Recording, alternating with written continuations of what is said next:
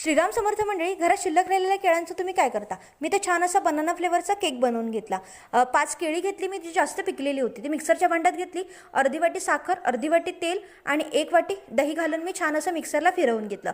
त्यानंतर एका भांड्यामध्ये मी 1.5 वाटी मैदा घेतला, 1 चमचा कोको पावडर, अर्धा चमचा बेकिंग पावडर, अर्धा चमचा बेकिंग सोडा आणि त्यानंतर जे बॅटर मी बनवलं होतं मिक्सरच्या भांड्यामध्ये ते बॅटर हळूहळू घालून छान असं फेटून घेतलं.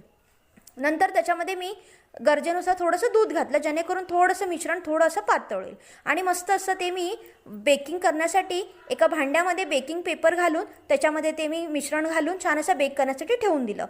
त्याच्यासाठी बेक करण्यासाठी मी एक कढई घेतली. कढईमध्ये तळाशी मीठ घातलं. ते 15 मिनटं आधी मी गरम करून घेतलं. नंतर तो टीन मी त्याच्यामध्ये ठेवला. 50 मिनटं तो केक मी मंद आचेवर तो व्यवस्थित असा बेक होऊ दिला आणि त्यानंतर तो केक सर्व करून घेतला. थंड झाल्यानंतरच तो केक सर्व करायचा आहे. छान असा केक